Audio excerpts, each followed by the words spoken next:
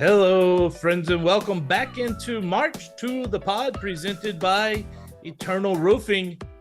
Hey, the Cats brought home another Conference USA championship, this time women's golf. We'll give that some talk here up front. Then we're going to find out from Ben what we should expect from the Cats spring scrimmage Saturday morning and what's happening Saturday evening that you're going to want to be a part of. Men's basketball had a really, really good week, receiving some amazingly good news. We're going to have updates from the bat and ball sports.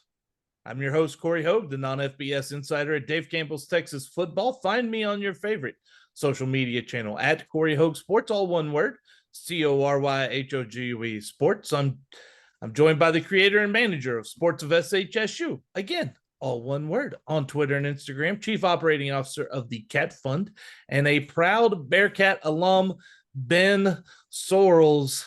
Ben, the women's golf team went into today with a chance. Slim margin. They were at the top. But boy, did they leave no doubt today. That's for sure. And I know we're coming in on a high here with another conference championship. The men's basketball team winning a couple weeks ago, and now the women's golf picking up the second conference championship in Conference USA for Sam Houston. But yeah, came into the day 2 strokes ahead of New Mexico State. I think it even got down to 1 stroke there on the front 9. But man, once they hit the turn, they're kind of the middle holes. I mean, they really turned it on and finished the day at -9, ended up winning the tournament by 14 strokes. And just a really impressive week for the ladies. And it's back-to-back years with a conference title. They won the WAC last year. Now they've won Conference USA. And the dominance from our golf program has just continued. And it's really cool to see, especially going from the Southland to the WAC and now Conference USA. Yeah, they could play. And when you're pretty close, you go that turn on the back and everyone else struggles and you take off. If it was conditions, they didn't bother you. If it was nerves, that didn't bother you either. And so congratulations to the Cats on that championship, and that puts them into the NCAA national tournament. It does, yeah. And so we'll see what regional they get put into. But yeah, it's going to be exciting. It's a team that's just continued to win. And I know a couple of years ago, I think they won the conference, but didn't get to play because of COVID, and got to play last year. So good to see them back in a regional. That's for sure. Oh yeah. We want to send another congrats out to the bowling team as well. Getting to the Final Four, the bowling semifinals, fantastic season. It was all Conference USA in the Final Four there. And the Cats came up short in the semifinals of both their matches, but it was a fantastic season for them. It is, yeah, and it's another program that just has continued to dominate no matter what conference they're in, and they've dominated for a while now. I mean, it was a decade ago they won a national title, and 10 years later they're competing for another. So just sustained success, which has been a lot of fun to follow and watch. Yeah, and that is nice. This morning yesterday morning, I was taking Gabe to school, and there's a house on one of the streets we go down by the school that's getting roof work done. And I mean, I don't know that I'm not going to say that Gabe listens to this podcast religiously, but the first thing he said was, "Dad, you think they got Eternal Roofing?" The boy's a genius, really, Ben. He is an avid listener of March to the Pod and the #1 fan of Eternal Roofing. And speaking of Eternal Roofing, there is actually a house in my parents' neighborhood that has Christmas lights up. They might not be like the most Christmassy lights, but they are Christmas lights, and I've never seen Christmas lights up at this time of the year, but they have them up, and so I'll have to take a picture of it next time I go by. But I thought that was interesting. It's never too early to get your Christmas lights up. Yeah, and they can do it. They can do that too, not just the roofing. Yeah, hey, you should drop by and leave them like a little flyer for Eternal Roofing or Much to the Pod. Oh yeah, and it's a big house too. It's 3 stories. It's got a pool. It's right on the lake. I mean, I think you could do a bang up job. Sounds miserable. What a tough life. Yeah, it's a tough life. You know what's not miserable, though, is that work you're going to get from our friends over at Eternal Roofing. They do a fantastic job with their residential roofing, commercial roofing, general contracting services throughout the Hill Country and Houston area. And it's never too early to get a hold of them and ask them, get on that calendar now, because Ben, I don't know if you look, but we're mid-April and Christmas is coming, man. So get on that calendar to get scheduled to get those lights up. And hey, as opposed to the crazy people over there near Ben's parents, they'll take them down for you. You don't even have to worry about that. Just give them a call.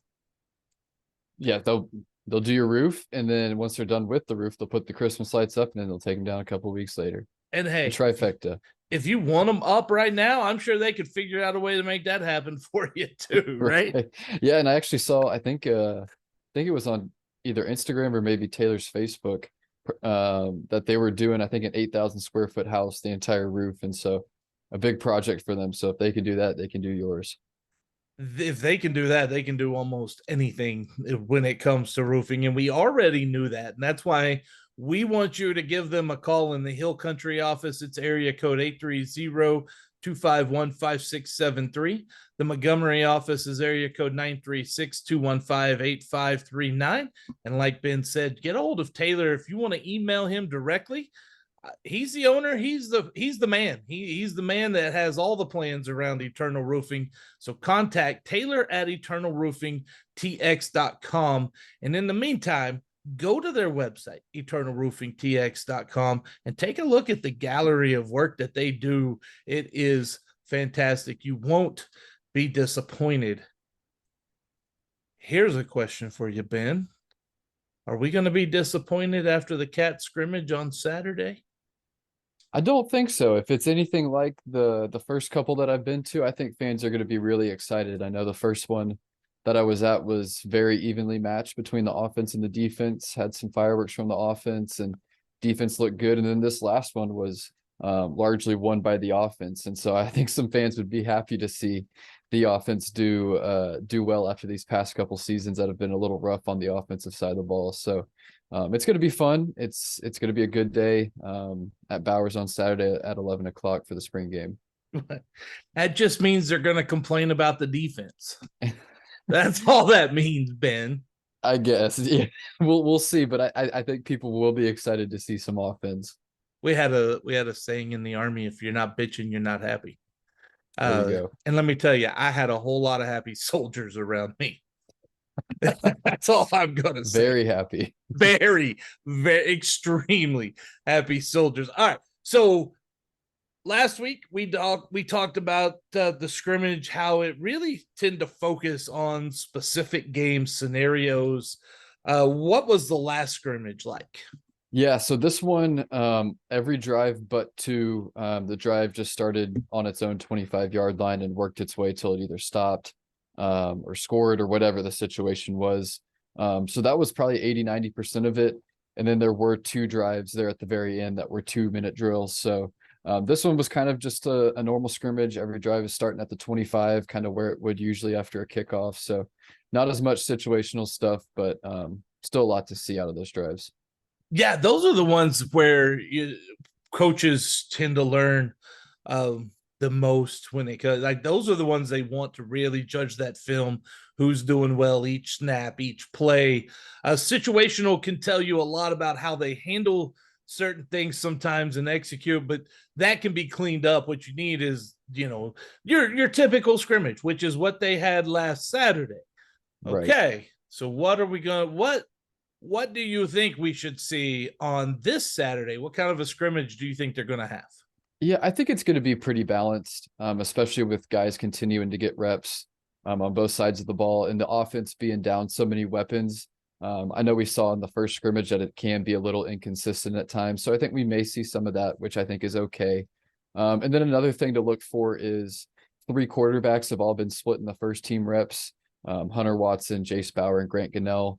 Hunter Watson will not be going through the spring game.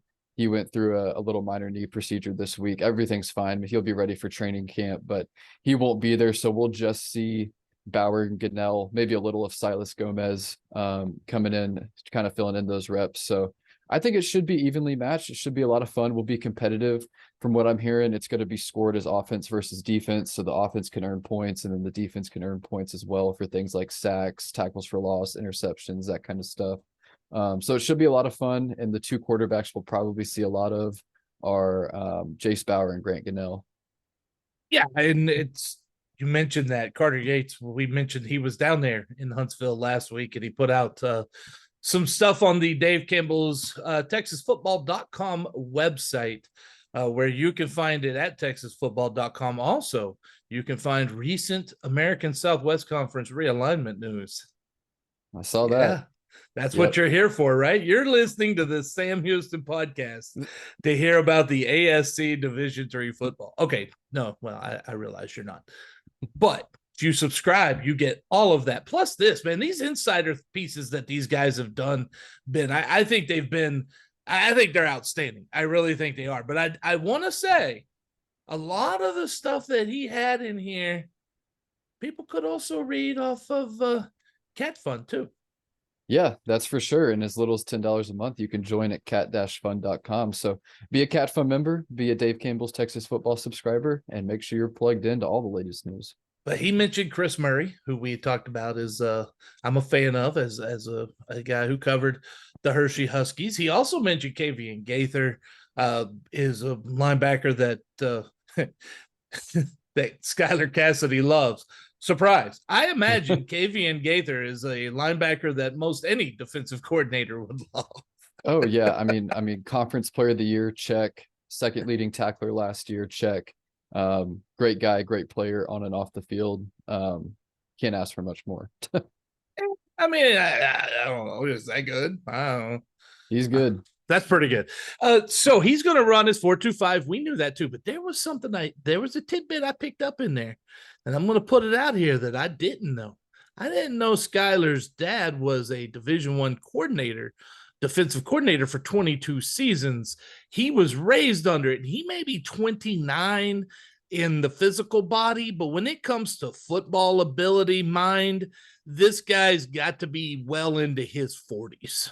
Oh yeah, and he's been around it his whole life, and I think he started at coaching really at the age of 18. I think I forget what role he was in, but he's been at Texas State. I think he had some time at Auburn. He's made a bunch of different stops, and only 29, but he's got quite a bit of experience.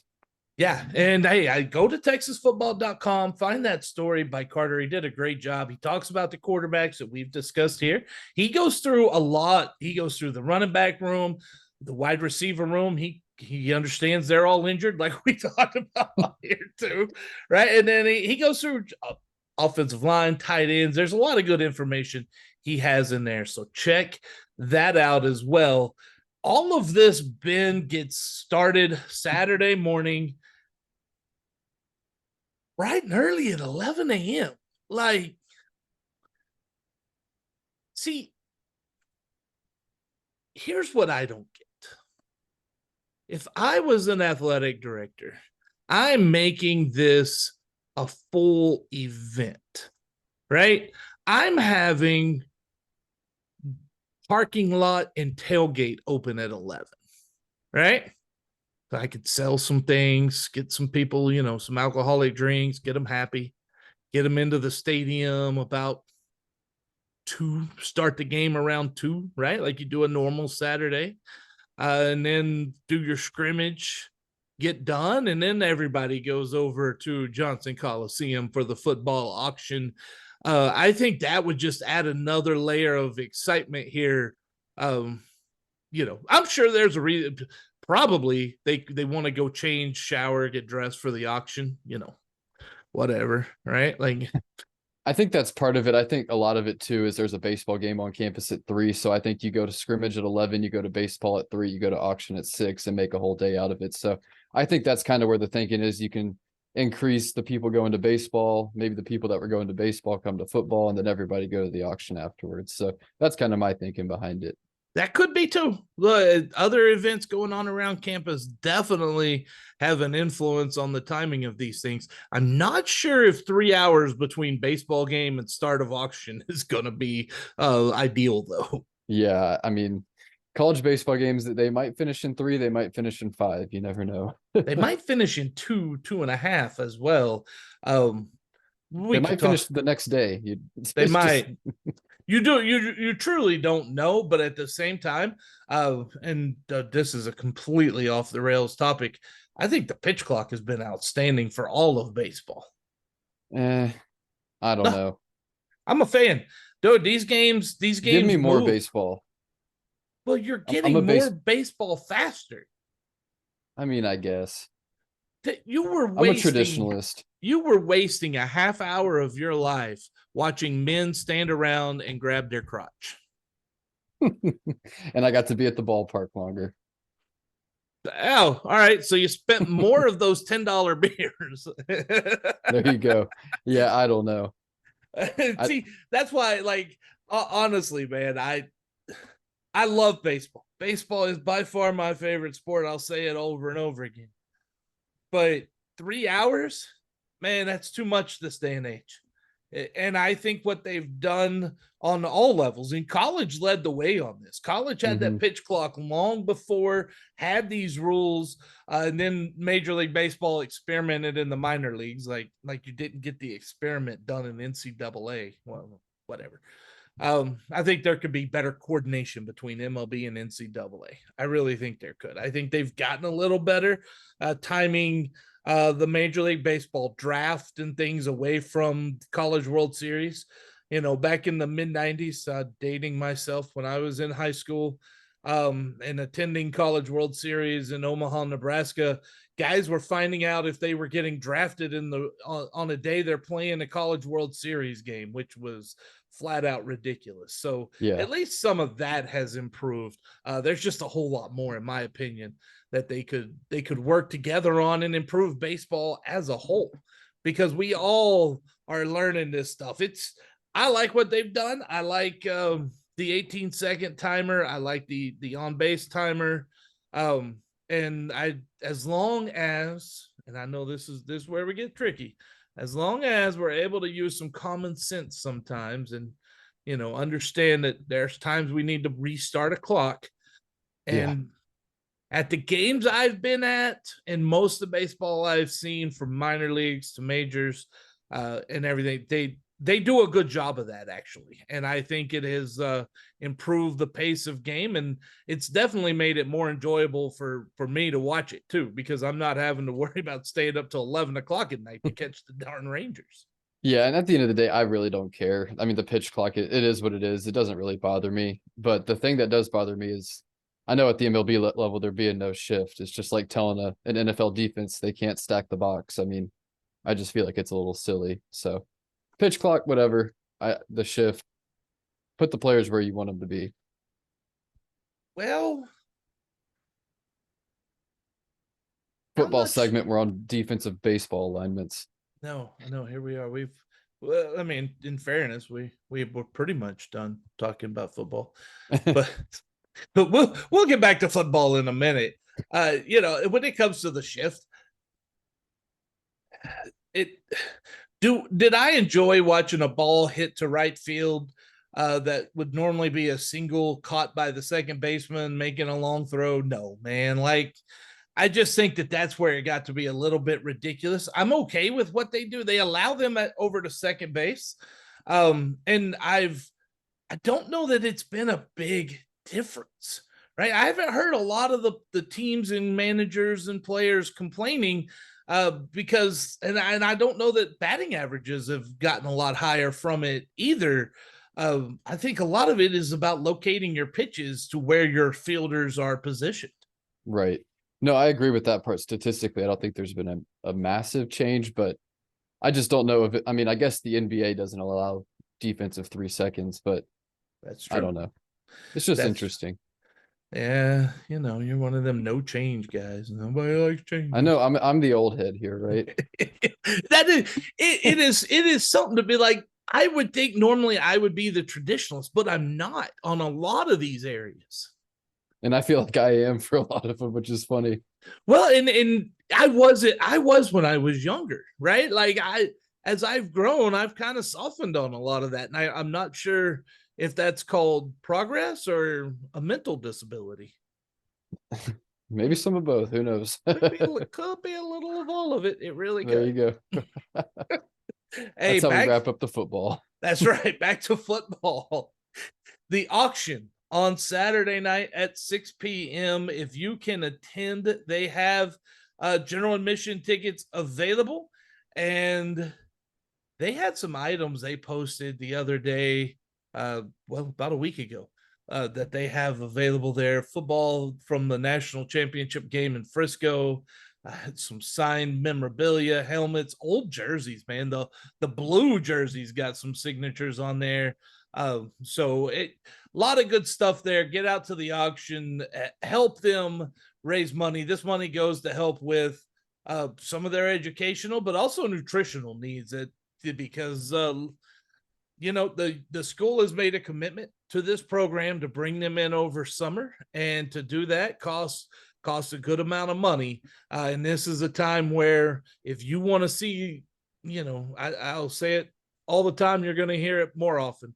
If you want Sam Houston to get better, part of it of what it's going to take is a lot more money. So this is an opportunity for you to get out there and give to the team that is going. You get something, and this is going to the actual team, right? Like, I mean, this isn't getting siphoned off by some sort of committee, 5% here, or nothing like that, Yeah, no money laundering here. And if you're a Cat Fund member and you buy a ticket, you get access to a meet and greet with Casey Keeler beforehand in the football field house. So that's a cool thing. And then my favorite item at the auction, it wasn't posted, but it is Jaquez Ezzard's game worn national championship jersey. Ooh. So that is going to be a very, very cool one. Have you been stacking the ones so that you could put down some bids on that? Stacking the ones and adding a couple tens as well, maybe a couple hundreds. Damn, I need to go party with you some more. Right. I'm a big partier. Yep. Yeah, 110s and hundreds apparently. Right. Forgot the 20s. You lost me at tens. Right. Oh, it's going to be a great time. It's going to be fun. And listen, these are like we said, there's no money laundering with any of this. And the Cat Fund members having an exclusive deal, that's a big, big advantage there. Get to meet and greet with Casey Keeler. And hey, tell him what defensive alignment you think is best to work. That's your opportunity to tell him the things that you want to say when you're watching the football games. Yeah, there you go. Maybe you could call a play for a game too. That wouldn't be a bad idea. I know some schools have done that for spring games. Yeah, well, hey, you could auction that stuff off. Yeah, right? And I've seen that too. Yeah, there's a lot of ways of making, and I believe his name was Dan, the fan engagement guy. I'm sure he's got a pretty full plate right now. Oh, Adam, the new one. Is it Adam? Yeah, I know. Yeah, it's a normal name. We'll go Adam.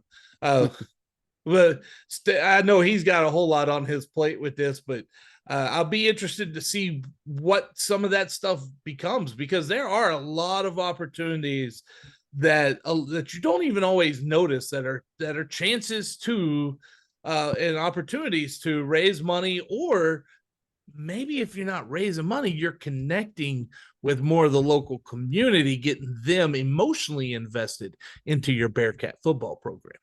Right. I mean, it's going to take everybody. I know I've said that a lot, but it takes the community, it takes the students, it takes the alumni, it takes the fans, and got to continue to grow those relationships. And fan engagement guy is definitely something we need, and I'm hoping he can turn the ship a little bit. Yeah, I mean, like, make it an elementary kids day too, or something. Like you're getting that level of connection to the Bearcats, to the younger generation, to their parents, and then you can, hey, I want to go watch a football game. I got the schedule. Give out magnetic schedules into the schools or something. That's all part of getting people to fall in love with the Bearcats and want to come support them. Sometimes you got to spend money to make that happen. Yep. Spend money to make money. Yeah. Means you got to have money. We're trying. I ain't out there. I ain't out there partying with hundreds. I'll tell you that. Gotta up your game. I've got that bank account like Kevin Hart. Hey, maybe just enter the transfer portal. See what you can get out there. Dude, I saw a Cowboys fan entered the transfer portal yesterday and immediately came out of the portal and committed to the Texans. And I just thought that was really fast. Yeah. I thought he should give it some time. That was quick. He probably had the do not contact on him in the portal, right? Probably. He knew where he was going. Yeah, boy, there's a lot of things I've been learning about this portal lately. Yeah, me too. Well, we're not going to get into that right now because we are a podcast on the Republic of Football Network and an extension of Dave Campbell's Texas Football. Please like and subscribe to the podcast and follow us on the various social media platforms, including Twitter, Facebook, Instagram. You can find us at March to the Pod. It's all one word, the word March, the number 2, the Pod.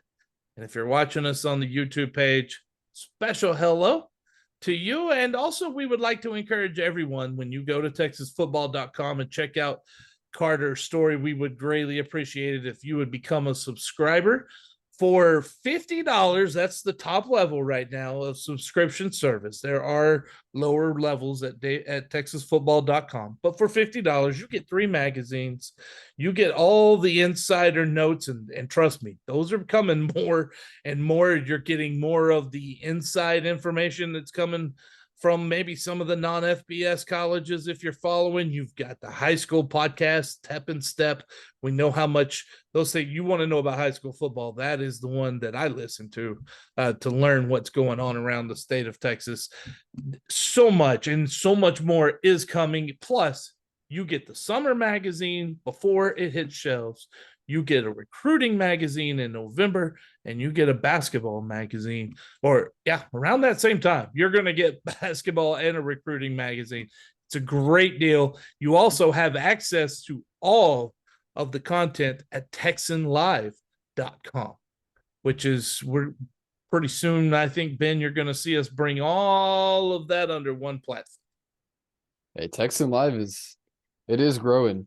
Your high school needs, you've got everything there. It's fantastic. And if we can get Texan Live onto TexasFootball.com, all of that on the same page, same landing page for folks, that would help a lot, I think.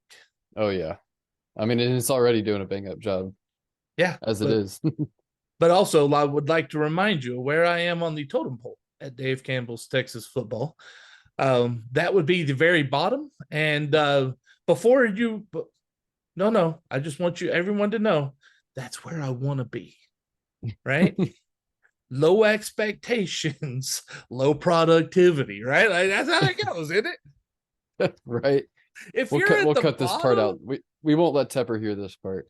Oh, I don't care. But honestly, he knows, because I don't want responsibilities, right? Like, I already have enough responsibilities. If I'm not at the bottom of the organizational chart, that means I've added more responsibilities, and I'm just not for that. There you go. Love life as it is. That's right, dude. I am happy where my feet are, right? Like, that's what I am doing. You know who else is happy where their feet are? People who had work done from Eternal Roofing and our friend Taylor Andrus over there. And that's because they have a good quality roof. We've told you about the Christmas lights, and we've told you about how, you need to make sure you get there and what they can do. But when it comes to your roof and all the work they do, they use superior equipment. They have CertainTeed shingles. They are known for their ability to just resist any weather event, hopefully, that comes. They last forever, and they look great. Give them a call today. Oh, listen, we're in the spring season. We're in April. This is a time of year where we have to kind of keep an eye on the weather throughout the state of Texas. So they will offer you a free detailed roof inspection. The service is fast, very professional, no high pressure, and the warranties are just exceptional. Give them a call today. The Montgomery office, area code 936-215-8539. Hill Country is area code 830-251-5673. or you can email Taylor at eternalroofingtx.com. That's Taylor at eternalroofingtx.com. It was the best week for men's basketball, Ben. Yes. This was one of those weeks where, like I even saw Coach Mudge post on Twitter. Like it was such a good week. Coach Mudge got on Twitter Twice, yeah, because we hit two pieces of good news. I know, right? Tell us about it, man. Yeah, so the first one happened, I got wind of it Friday, that Dorian Finister, the K-State transfer, was on a visit to campus, and Saturday morning we found out he committed. A guy that was a really high 3-star recruit coming out of high school in Louisiana, went to K-State out of high school. Also had offers from U of H, I think Texas A&M, East Tennessee State, a couple others. He's a 6'5" guard, extremely athletic for the guard position, has great size, and didn't see a ton of time at Kansas State this last year, but when he did, he made the most of it. He had a 4-game stretch in Big 12 play this last year, where he actually got 15 plus minutes, and I'll just read off those stat lines. So UCF, I think he played about 20 minutes, 6 points, 4 rebounds, 2 assists. West Virginia, I think, was a little less than 20 minutes, 6 points, 2 rebounds, 2 assists. Texas Tech, he had about 15 minutes, 4 points, 3 rebounds. And then Baylor played 20 minutes and had 5 points, 5 rebounds, and 3 assists. So when he got on the court, he performed pretty well at the Big 12 level. And the Big 12, I think, is far and away the best basketball conference in the country. And so if you can play at that level, you can definitely play at the Conference USA level. And I'm really excited about that. So that was the first of 2 really big pieces of news. Yeah, look, that one is fantastic, because when he did get time on a very good K-State team, he did well. Like, you those were half games. You double that, and that'll tell you what you could expect on a whole game, and maybe give you an idea of what he could produce at Sam Houston. Yeah, and that was just as a redshirt freshman. So he's got 3 years left. And so he's starting to reach the years where you're really expected to develop as a college athlete. And so when he got time, he was good. And then I think there was a game in his true freshman year, I'm trying to pull it up, where he played Incarnate Word and had a really, really nice game. I'm trying to find it. Yeah, he had 10.7 rebounds and 4 assists against Incarnate Word. And he played a decent amount in that game as a true freshman. I know Incarnate Word's not the best team, but when he played, he was really good. I don't appreciate you setting me up like this, Ben. Oh goodness. I don't appreciate this, Ben. You can't come on here bad mouthing the schools that I cover, man. You also got to be honest. Yes. UIW last year, the year that his freshman year, they weren't good. That's why they had a coaching change. So yeah, but that was the one game where he played more than 15 minutes as a true freshman, had 10.7 rebounds and 4 assists. And so that was as a true freshman. And yeah, I mean, when he's played, he's looked really good. And I think he's going to play a lot. He's going to be a redshirt sophomore next year, and should be a really big piece of this team. It's a great addition. And there was another fantastic addition, but it wasn't an addition, but yet it was. Because Lamar Wilkerson had entered the transfer portal, and now he's back at Sam Houston. Ben, let's spend a few minutes on this one. What happened that led Lamar Wilkerson to return?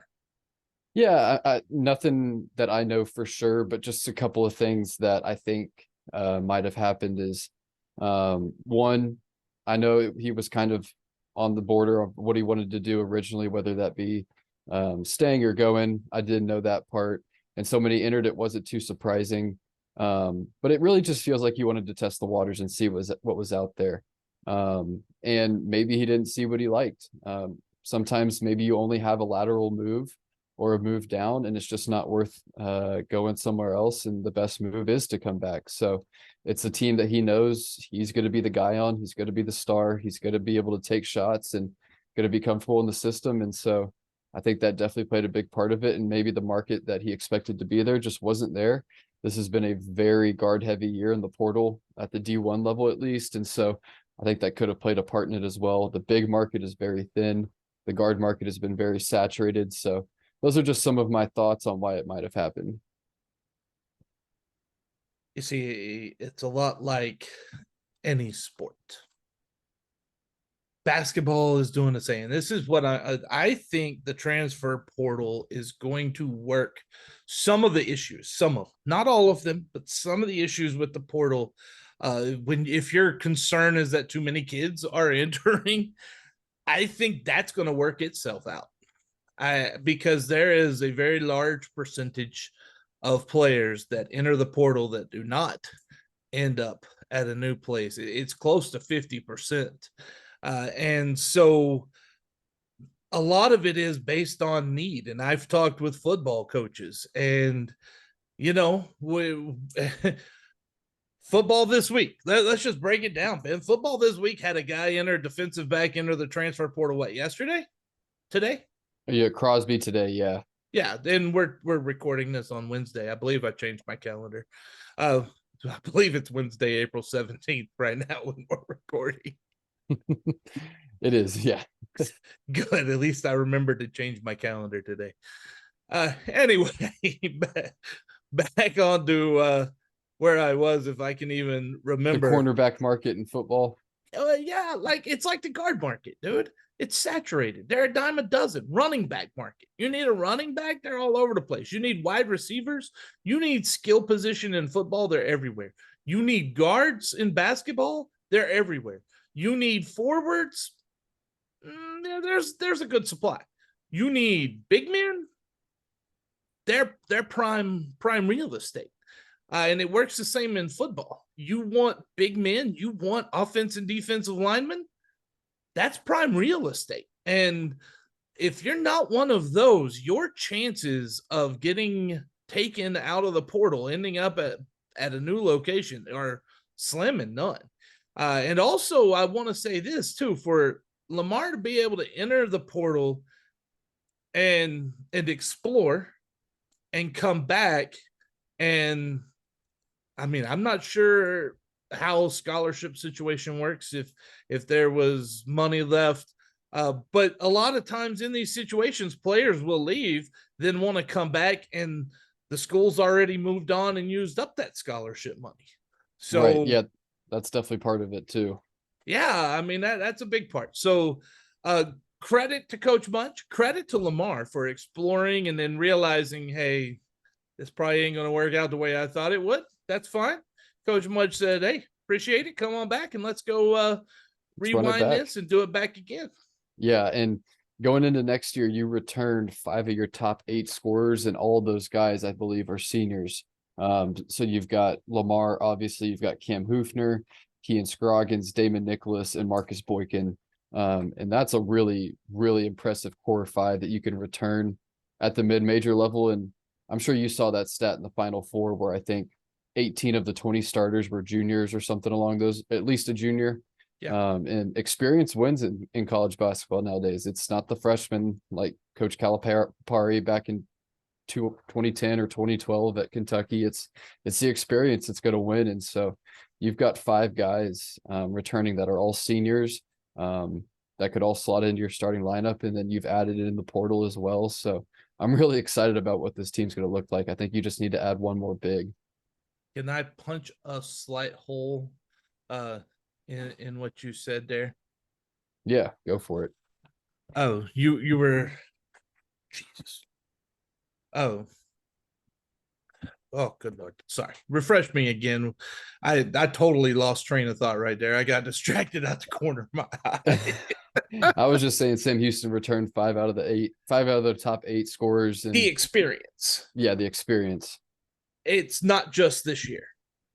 The experienced college basketball teams every year have been the ones that have typically been more successful. That's why Calipari only has 1 title.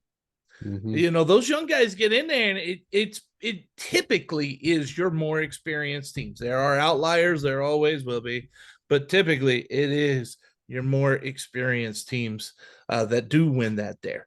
Now, that's just a little hole. But here's what I do want to say. I want to go ahead and I am going to project Dorian Finister into the starting lineup at some point next season. Yeah, I can definitely see it. And I think it remains to be seen. He could be a primary ball handler. If he is, I think he could be the guy that slots into the starting lineup. Losing Jaden Ray was a big loss. Him and Marcus Boykin were your primary ball handlers. So if he kind of turns into more of your primary ball handler more than Boykin does, I could definitely see that because Boykin does a lot of other stuff. I mean, he defends really well. He rebounds well, super athletic, finishes at the rim. Not the best ball handler, but he does a lot of other things well. So if Finister can step in and be that ball handler, I could definitely see it. My headset unplugged there for a second. Right about the time you said he's not the best ball handler, but I think I knew where you were going on that. Right. Yeah, in Lamar's a 2-3 guy, maybe a 4. You might be able to put him down there if you want to go small lineup. So you don't want him as your primary ball handler. And you're right, man. Losing Jaden Ray, that's the one position that I think the Bearcats were the most thin on when it comes. I mean, everybody needs a big man, but outside of that, I thought ball handler is still an area I'd like to see Mudge address a little bit more. Yeah, probably need one guy who can come in and at least just kind of be a primary ball handler. Maybe doesn't score it a ton. The Finister addition helps. Maybe Marcus Boykin can develop there a little bit, but would be nice to add at least one more. And then I know we do have Rhode Island transfer Jeremy Fowina, I don't know how to say his last name, but he averaged 6 points and 3 rebounds a game as a true freshman at Rhode Island this last year. Can shoot it from 3 a little bit. Really good size at 6'11". So he's a guy that can maybe fill in and be the second big beside Kean Scroggins. Man, it has not been a good episode for me, man. I've lost train of thought. My pull out the headset. This is not one I'm putting down in the vault to keep. I'll tell you that.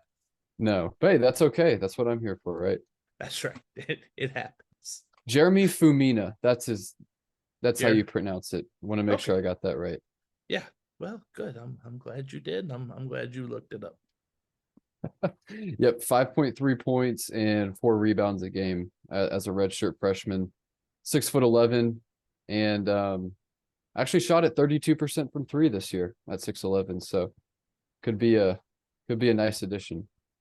As long as you're limited in the number of those you're taking, I'm all right with that. Yeah, I don't.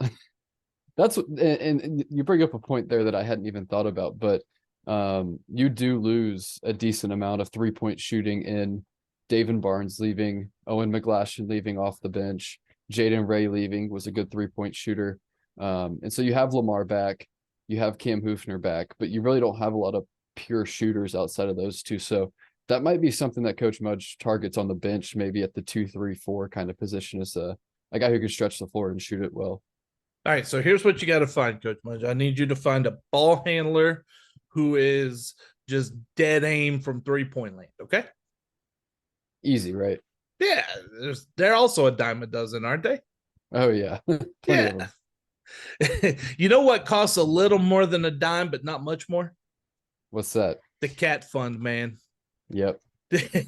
And hey, that meet and greet, tell us more about that. Tell us more about the things going on at Cat Fund, and then let people know how they can get involved so that if they're like, man, I'd like to meet Casey Keeler, tell them how easy it is to become a member. Yeah, cat-fund.com.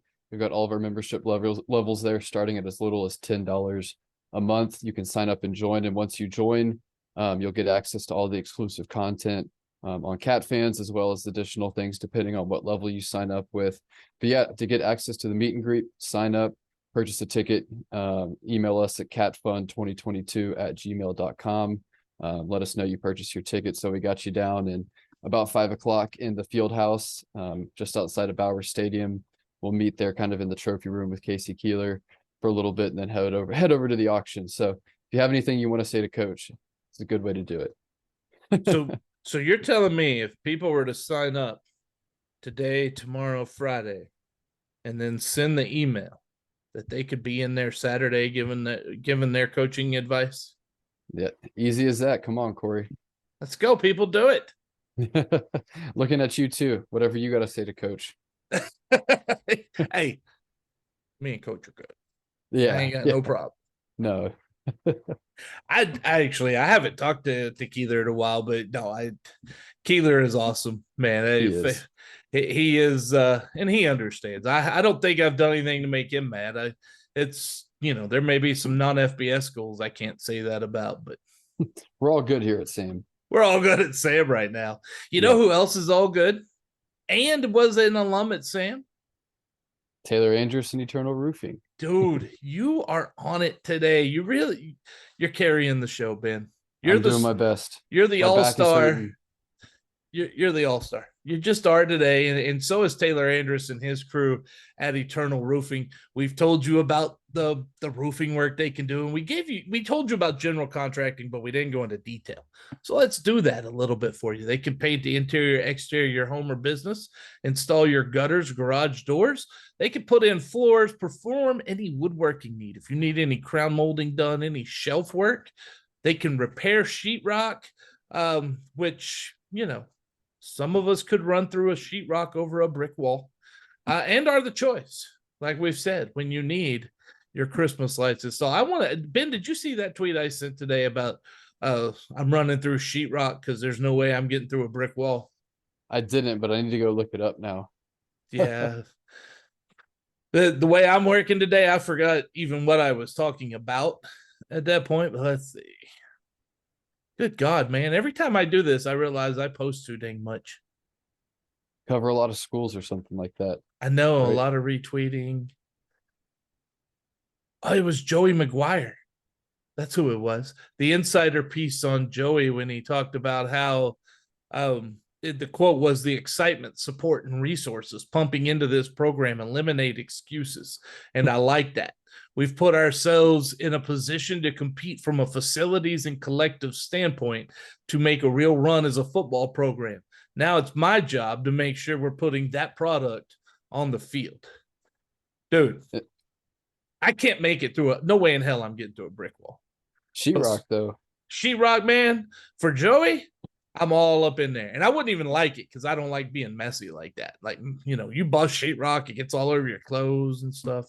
But you do it for Joey. I'd do it for Joey. That's how much I like Joey. You'd also give Eternal Roofing some business. I would give Eternal Roofing a lot of business.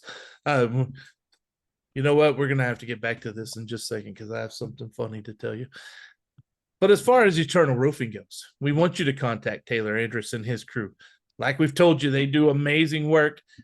Give them a call. Hill Country, area code 830-251-5673. Montgomery office, area code 936-215-8539. Or you can contact Taylor at eternalroofingtx.com. And remember, go to eternalroofingtx.com. Check out their gallery and the amazing work that they do. So, Ben, last night I'm at a Wichita Falls Sputters baseball game. And by the way, my son's a pretty good hitter. Switch hitter too, right? We're working on it. We're working on it. When he hits left-handed right now, and mind you, he will be 8 here next week. When he hits left-handed, the ball makes it back to the pitcher's mound on a regulation size field. When he hits the ball right-handed, it makes it out to second base and shortstop. Getting there. So the power isn't quite there yet, but that's about bat control as you take it through the zone to keep it level. And now I'm really getting into nerd baseball talk for you. Launch angle. No, I don't go launch angle. I just worry about trying to let the front hand lead the bat through the zone, keeping it level. And then it doesn't matter what your back arm does. It's just along for the ride because all your power comes from your hips anyway. Yep. Some baseball stuff. But anyway, I'm at a Wichita Falls Sputters game. My phone rings. I was like, oh, I got to take this. So I go away and conversation lasts for, I don't know, a little while. I come back and my daughter said, if I was to call, would you answer my call right now? No. I mean, look, there's a list of people that if I'm watching my son play baseball, there's a very small list of people that are going to get through. Right? You better be high on the importance at that time. Not saying everyone is important, but at that time, you can have more importance if I know you might be bringing some news. Right? So, yeah, if my daughter did it, I'd send her a message and say, watching your brother play baseball, what you want. Right? But Right. I'm not doing that to people calling me, giving me very good information. It's Unless she's a source, she's got some info or something. And she better get busy if she's a source. I need her to get out there and start getting some darn info. Right. But yeah, I mean, look, it's a small list of important people they get through on a phone call normally anyway. I'm not a big phone talker. I will if it's a coach or someone I normally, but I tend to like texting more often, especially during the day when I've got my iPad and keyboard up and it's just quicker. Yep. It just is. By the way, I saw here since we've started this show that Taylor Hearn and his wife are expecting a baby. Taylor Hearn, former Texas Rangers baseball pitcher, gets a World Series ring from being on the team last year. He is over in Japan now, and they're expecting a little one. So I thought you were speaking of baseball. I thought you were talking about Ryan O'Hearn for the Baltimore Orioles from Sam Houston. I thought you were saying his name wrong. I was all sorts of confused. Yeah, no, I actually had this one right. Surprising. There today, you go. Right? There you go. Starting to carry the podcast again. I'm starting to find my groove as we near what should have probably been the end about 20 minutes ago. Anyhow, yes. And Sean O'Hearn, I've saw he's doing great things. And so is Colton Cowser. Right? Okay. Colton Cowser hit his first home run for Baltimore. Ryan O'Hearn. Huh? You said Sean O'Hearn. Oh, my bad. Ryan O'Hearn. See, I got him confused with a former football player from Rutgers that played a center. Totally different name, but there you go. But yeah, Colton Cowser, American League Player of the Week, which was pretty cool. Really cool to see. Yeah, glad to see his bat get going. It was he didn't get off to the greatest start the first week, but boy, he got that going. He's going to be fun to watch. He's going to be awesome, and it's cool to see the Baltimore Bearcats go out there and slug it. I know there was a game last week where Ryan O'Hearn and Colton Cowser both hit a homer in the same game, which was pretty cool since they're both Bearcats. Baltimore Bearcats. You think we should call them the BBs? Yeah. Rolls off the tongue, and they've got the same colors. Could we call them the Killer Bees? No, that's the old Houston Astros. Oh, yeah. Yeah, well, now that we're talking about bat and ball sports, let's get into that a little more. Because while the Cats and the pros are doing great things, the Cats in college been a little up and down. They lost 3 of the last 4, and these were times they needed to win these. They're at home a lot. Here's my question for you, Ben. They are 21-16. They are 4-8 in Conference USA. Have they reached the point where they're going to have to win the conference tournament to make it into the NCAA tournament this year? Yeah, on the baseball side, they are pretty much there. I think I told you last week, I gave them 3 losses in the rest of conference play if they wanted to be an at-large. And so they've taken up 2 of them. So I think they've got to go 11-1. So they're pretty much at the point where they've got to win the conference tournament. That's the only way to get in. Probably really no path to an at-large now unless you win every game the rest of the season to get to the conference championship game, which seems highly unlikely. So yeah, probably got to win the conference tournament. Yeah, and I mean, you got Texas left. That's a game you should win, right? Texas. Yeah, after what UTRGV just did to them. Look, the Longhorns can't pitch, man.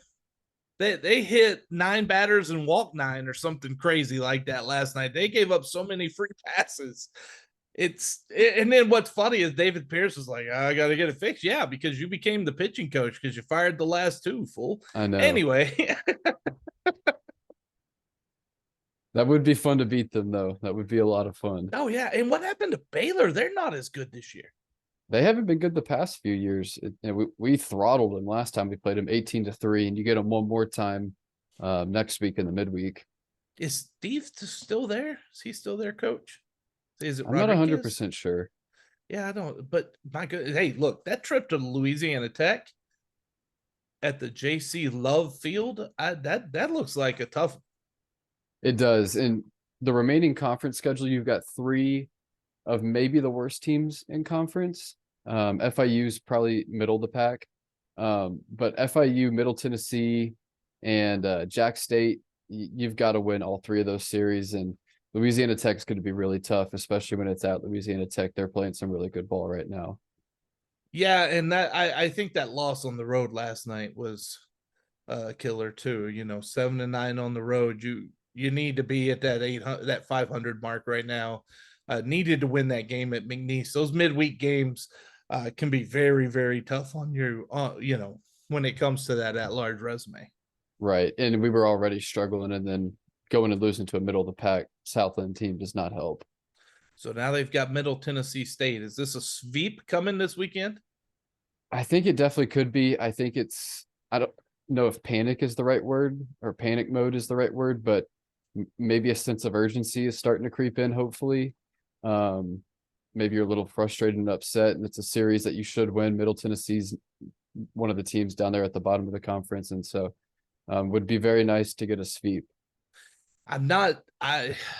Yeah, I don't like, when you're playing baseball, playing under pressure and panic and feeling that really can hinder, because baseball simply comes down to who throws, catches, and hits the ball better that day.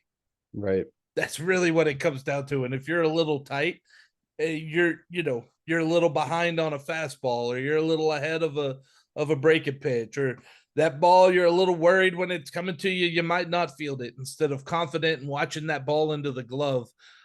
That's why I'm always a big fan, especially in baseball, of just playing loose and playing relaxed out there and just enjoying the game. No, I agree. But I mean, it just kind of feels like we've taken our foot off the gas. I mean, the beginning of the year just felt like there was so much momentum, probably the first 20 games, and then these past 10 to 12, it just kind of feels like you've taken your foot off the gas. So I guess just trying to find a way to get things rolling again, however that looks like. The dog days of April. Right? Yeah. 40 games into the season. It starts to wear on you. They're still going to class too, Yeah. Yeah, that's true. A little bit different than the MLB. So it is. It does wear on you. It does. And hey, softball, they lost 2 of 3 on the road to UTEP. However, they rebounded. They beat Houston Christian 3-0 on Tuesday. They played McNeese. We're recording this on Wednesday, so tonight, and then they're off this weekend before they go meet nationally ranked Texas A&M. Anything on the softball team we should know? yeah, I think this is probably the best ball we've been playing all season. You take a sweep against, I believe it was Middle Tennessee. You grab one at UTEP, probably should have been two. I think you were tied in the 6th, 7th inning of the first game and lost it. And then you won the last game. You won in the midweek. So you've won 5 out of 7, which is good. And the pitching just continues to be very good. Your 2 freshman pitchers, and Amy Abke and Abigail Young, just continue to perform well. And so they might be peaking at the right time, and they're kind of inching their way back up to the middle of the standings in Conference USA after a really slow start. So hopefully they can continue that run and work their way up to somewhere in the middle of Conference USA. One of these days, not today, because my fried brain has already gone in so many different directions. But in one of these days, we need to soon here before this school year ends, we're going to have a probably an episode talking about the difference between the WAC and Conference USA and what we've seen from the different programs. Is there anything we can glean from that? These are things that I think this is a conversation. Obviously, it would be almost an entire show to really dive into these and discuss these from a program level. And then, how much did that move help and how much did that move hurt? We've seen golf win. We've seen basketball win. we've seen some others struggle. So that's going to be something we're going to have to get into here probably in a month or so. Yeah, year in review. First year in Conference USA, year in review, something along those lines. Dude, write it up. There you go. Write it. Get it done. That's your job. Oh, Rud, I forgot about that. Now I got to do it. Dang it. Gave myself more work. Working your way up the totem pole. Yeah, well, I'm just trying to remember to, I don't know, breathe right now. Ben, thank you so much, man. I really appreciate you. We want to give a big thank you to everyone who is listening and watching. Without you, I'm not here losing track of everything going on during this podcast. Until next time, Ben, it's going to be a fun weekend. Take us out, man. Get us ready. Eat 'em up, Cats, and get to campus on Saturday for a good day of athletics. Go get into Cat Fund. Meet Casey Keeler.